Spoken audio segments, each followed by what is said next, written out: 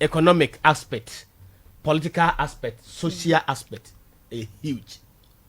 You have to be beyond 20. The ideology behind Ghana card was excellent. Money cassava.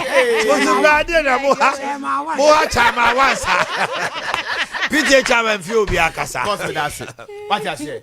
Now Ghana for no, you will subai be where you may yana my ye. And you Ghana for problem. Yes. If we are some penny society, a woo and when ya wunya daje. Any you know. Any you ne. So say no. Ghana card ninti, untimin ko you sika. Ebi na ukuru so adwuma say. Sika ta ho, where did it?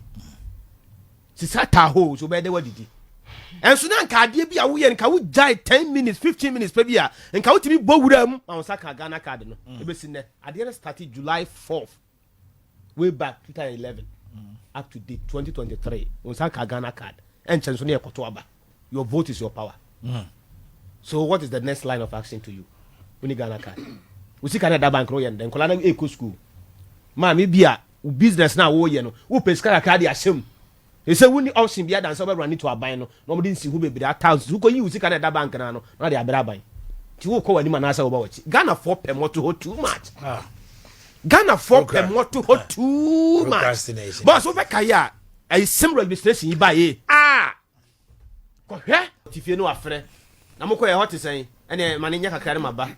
What the sad na no nsia bo no to no storm no kofie kwasiara na okwa asore owie ya na okodi mutuo adwoda na osensi adwuma wonko na otwe atwam bebre wonko ayi ayem frɛ no na odi mu ni Ghana card ana oba bi nso ho boss na no se obi de ne purse bi brɛ me hwɛ Ghana card hyem ne hwan card hyem ne de card hyem ayira edi habe bosomi mienu ne ehu de ye omo ma date ye tra ka so for this one there obi a register date no so ye na lie da so bebre eluso omo chip eluso omo contacts bebre because of sa procrastination ta brofo de no